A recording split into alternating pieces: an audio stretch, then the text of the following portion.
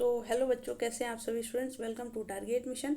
जितने भी स्टूडेंट, अगर आप बीए फर्स्ट ईयर के स्टूडेंट हैं, बिल्कुल नए नए एडमिशन लिए हैं और आप बिहार के किसी भी विश्वविद्यालय के हों, आप सबके लिए ये इम्पॉर्टेंट वीडियो है। ठीक है, अगर बिहार के बाहर के कोई बच्चे देख रहे हैं उनके लिए भी ये वीडियो इम्पॉर्टेंट है। क्यों? क्योंकि हम सिलेबस वाइज जो है, यूनिट वाइज जो है, बहुत अच्छे से डिटेल वीडियो आप लोग के लिए हम ये रिप्रेजेंट कर रहे हैं। ठीक है, ऑलरेडी दो लेक्चर हो चुका है। एक लेक्चर जीरो यानी कि सिलेबस के लिए बिल्कुल ओरिएंटेड। देखिए यूट्यूब है, बट हम बिल्कुल जो हमारा जो टीम है वो आप लोग के लिए बिल्कुल ऐसे काम कर रहा है जैसे कि आप कोई पैसा पेड पे जाकर इस तरह से पढ़ रहा है, जो कि ये बिल्कुल फ्री है। फ्री है, और फ्री का मतलब ये नहीं होता है, फ्री का मतलब है, इस फ्री का मतलब ये है कि आपके माइंड में ये बात जाना चाहिए, उसका वैल्यू है। तो ये कोर्स फ्री नहीं है। ठीक है, समझ में आ रहा है। हम अपना कीमती टाइम दे रहे हैं तो क्या उसका वैल्यू नहीं है? बिल्कुल है। आप अपना कीमती टाइम दे के पढ़ रहे हैं तो उसका वैल्यू नहीं है? वैल्यू है। फ्री इसलिए है क्योंकि यहाँ पे कोई पैसा नहीं लग रहा है। ठीक है, तो सिलेबस का हुआ है, और पहला जो लेक्चर हुआ है meaning nature scope of political science, meaning nature scope of political science. तो दो लेक्चर कंप्लीट हो चुका है। ये हमारा ऐसे यहाँ पे देखिए जीरो लेक्चर सिलेबस के लिए, और फर्स्ट लेक्चर हमारा हुआ है meaning nature scope of political science. तो ये हो गया। सो ये हमारा सेकंड लेक्चर है, और सेकंड लेक्चर में हम लोग क्या पढ़ेंगे? देखिए ऑलरेडी हम लोग देख लिए कि पॉलिटिकल साइंस कहते किसको हैं, पॉलिटिक्स किसको कहते हैं, पॉलिटिकल साइंस और पॉलिटिक्स में क्या डिफरेंस है। अब हम लोग नेचर क्या है, स्कोप क्या है, अब हम लोग देखते हैं कि जो हमारा जो ये प्यारा सा जो बच्चा हुआ है, और प्यारा सा बच्चा का नाम है पॉलिटिकल साइंस। ठीक है, पॉलिटिकल साइंस। अब इस पॉलिटिकल साइंस का हम लोग नेचर भी देख लिए, मीनिंग भी देख लिए, डिफिनेशन भी देख लिए, ये क्या क्या कर सकता है ये भी देख लिए, ये सब कुछ देख लिए। लेकिन क्या है कि जब हम लोग घर में देखते हैं कि कोई बच्चों को जन्म होता है, तो जो जैसे ये जब छोटा था तो इसके बारे में बहुत अनुमान लगाया जाता है कि मेरा बेटा डीएम बनेगा, मेरी बेटी पायलट बनेगी, बहुत सारा अनुमान लगाया जाता है। तो पूरा ये, लेकिन जैसे जैसे बच्चा जो है बड़ा होने लगता है, या बालिका जो बड़ी होने लगती हैं, तो इनके कुछ नेचर दिखते हैं, और जब इनके नेचर दिखते हैं, इनके स्कोप दिखते हैं, तो फिर जो है चीज़ें बहुत क्लियर होगा कि ये डीएम बनेंगे, या कुछ और बनेंगे, या ये बहुत अच्छा ड्राइंग कर सकते हैं, बहुत अच्छा कुक बन सकते हैं। तो कुछ भी हो सकता है, ज़रूरी नहीं है। तो एक ये हो गया ट्रेडिशनल, और ये हो गया मॉडर्न। बस सिंपल, इतना ही इजी है। ट्रेडिशनल यानी कि पहले का सोच उस चीज़ को लेकर, और आज का सोच उस चीज़ को लेकर। बस ख़त्म, क्लास ख़त्म। कितने मिनट में समझा दिए? 3 मिनट में। तो ये मेन चीज़ ये था। अब इसको हम लोग एक वे से पढ़ लेंगे। बस कॉन्सेप्ट यही था, ट्रेडिशनल और मॉडर्न। और मॉडर्न को दो नाम दिया गया है, एक बिहेवियरलिज्म और एक पोस्ट बिहेवियरलिज्म। हिंदी में कृपया करके आप देख लीजिएगा, हम एक ही बार में एक ही वर्ड बोल सकते हैं। ठीक है, तो यहाँ पे देखिए क्या है कि political science as a discipline in traditional approach. ठीक है, तो हम लोग सबसे पहले क्या पढ़ेंगे? जब वो बच्चा जन्म हुआ तो वो छोटा है, और जब छोटा है तो ये ट्रेडिशनल वाली बातें पढ़ेंगे। जब ये बड़ा हो जाएगा, जब इसका और ज़्यादा विस्तार होगा, तो फिर मॉडर्न में पढ़ेंगे। तो अभी हम लोग क्या पढ़ेंगे? इतना तो आप ही लोग हमको पढ़ा दीजिएगा। तो ये यानी कि ट्रेडिशनल वाला पढ़ेंगे। बस सिंपल, इतना ईजी है। तो ट्रेडिशनल में क्या है, इसका मतलब, ट्रेडिशनल का मतलब आप लोग पढ़ लिए, बस थोड़ा सा हम समझा देते हैं। Traditional approach focus on norm, value, ideal, state using philosophy and history. Traditional क्या होता है कि हम जो है कि जैसे फॉर एग्जांपल मान लीजिए कि ये कोई बॉयज़ हुए, ठीक है, कोई लड़का घर में जन्म लिया, तो कोई अगल बगल के बोल दे कि ये ना डीएम बनेगा। सिंपल, एकदम नॉर्मल। लेकिन ये जब लड़का बड़ा होने लगा तो इसका कुक में बहुत अच्छा मन लगा, तो ये मास्टर शेफ में जाकर बहुत मस्त कुक बन गया। ठीक है, देश का। तो कोई इमेजिन कर सकता है कि एक लड़का छोटा जन्म लिया हो तो कोई कहे कि ये बेस्ट खाना बना सकता है? कोई नहीं कहेगा। क्यों? क्योंकि ट्रेडिशनल चीज़ जो है वो नॉर्म पे होता है, वैल्यू पे होता है, आइडियल एक सोच है हमारा कि ये ऐसा ही होगा। एक लड़की अगर जन्म ले रही है तो उसको हम लोग गिफ्ट में, छोटे बच्चे को गिफ्ट में क्या दे देंगे? गुड़िया दे देंगे। लेकिन हो सकता है कि बड़ी होती इसको गुड़िया उड़िया ना पसंद हो। ठीक है, ये बोले कि भाई हमको गुड़िया उड़िया ना पसंद है, हमको रियल का कार चलाना है, हमको रियल का एरोप्लेन उड़ाना है। हो सकता है ना। तो अब हम दो चीज़ बिल्कुल क्लियर कर दिए, ट्रेडिशनल और मॉडर्न। तो अब हम थोड़ा अब फास्ट पढ़ा देंगे। ठीक है, कोई दिक्कत? तो ट्रेडिशनल जो चीज़ें होता है वो नॉर्म के बेसिस पे होता है, वैल्यू के बेसिस पे होता है, उसका कोई तथ्य नहीं है, उसका कोई मतलब ऐसे एक्सपेरिमेंट नहीं किया गया, बस बोल दिया गया कि हाँ ऐसे ऐसे है, तो इसको कहते हैं ट्रेडिशनल। ट्रेडिशनल का कुछ की फीचर पढ़ा तो दिए सब आपको, लेकिन फिर भी देख लीजिए। एक होता है नॉर्मेटिक वैल्यू, कि हम जानते हैं कि ऐसा है तो ऐसा ही है, यही होना चाहिए। अगर लड़का है तो हम कह दिए कि ये सीएम बन जाएगा, और लड़की है तो कह देंगे कि ये बहुत अच्छा खाना बनाएगी, बेटा बड़ा हो जाओ तुम्हारे हाथ से रोटी खाएंगे। लड़का को कोई कहता है? नहीं कहता। लेकिन हो सकता है कि लड़का बहुत मस्त मास्टर शेफ बन जाए, तो कुछ भी हो सकता है। फिर देखिए, जैसे लड़के छोटे होंगे तो उनको कह दिया जाए बड़ा होकर फुआ को छोड़ने जाएगा, कोई कह देता है ना ये बात। लेकिन ऐसे कोई थोड़ी ना बोलेगा कि तुम ना बेटी बड़ी हो जाओगी तो तुम हमको छोड़ने जाना बाइक से।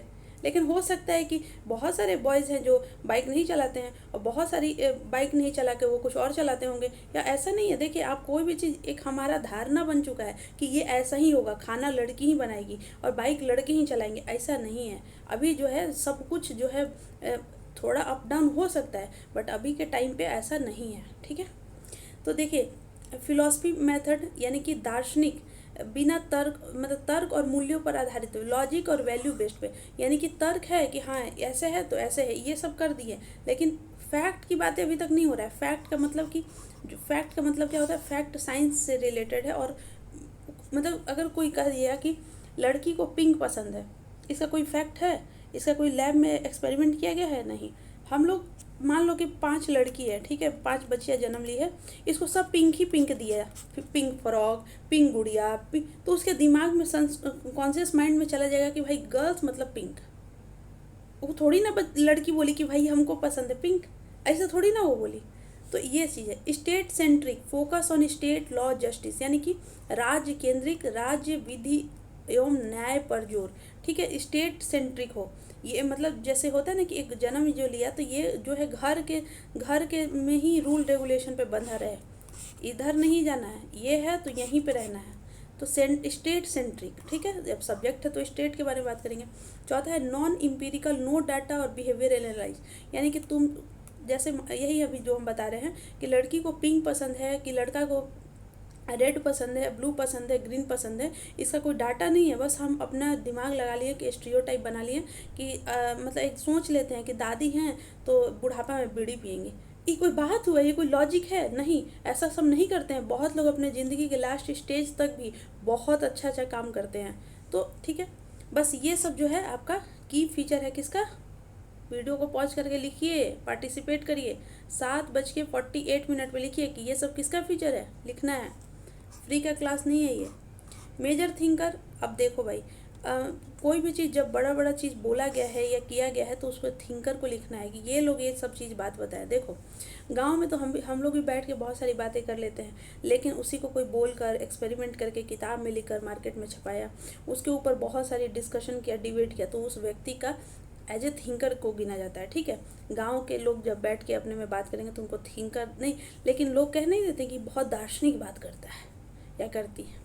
तो थिंकर में देखिए यहाँ पे प्लेटो, यानी कि जिन आइडियल स्टेट, ये चाहते थे आइडियल स्टेट, ठीक।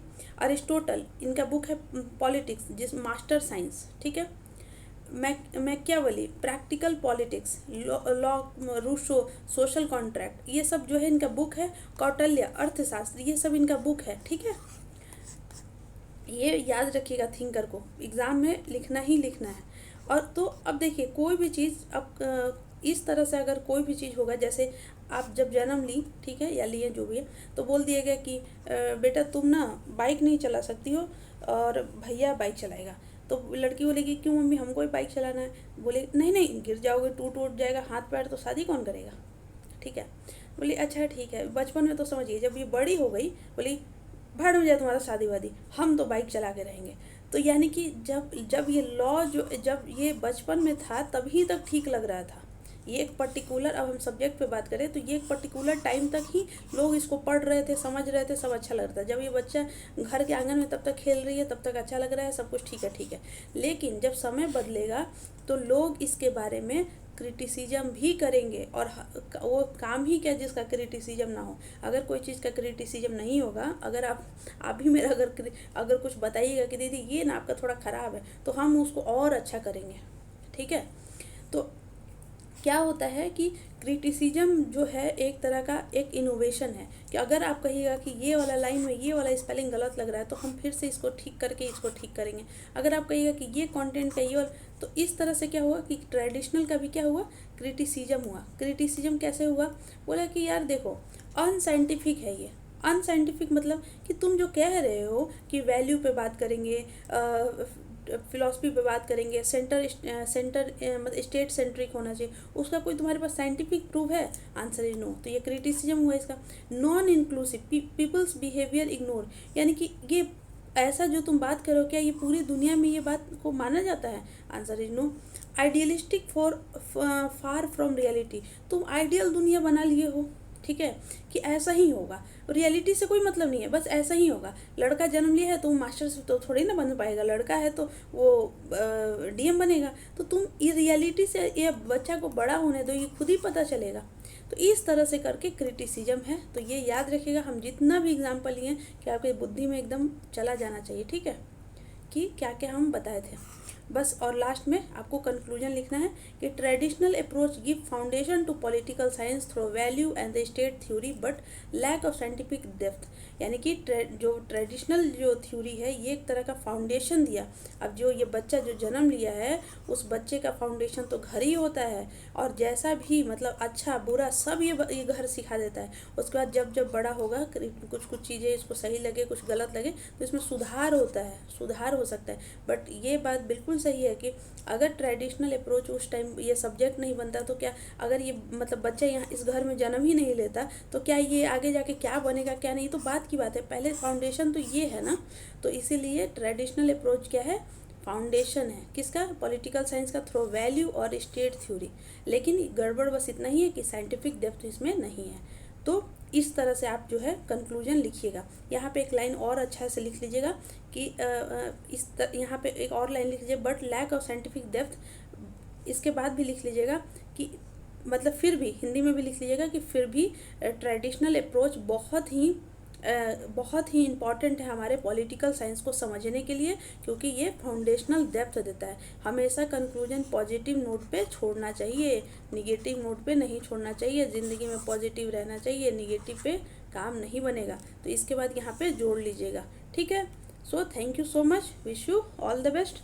वीडियो को लाइक कमेंट शेयर सब्सक्राइब जो होता है वो सब करना, क्योंकि वीडियो को बहुत लोगों के पास पहुँचाना है। धन्यवाद।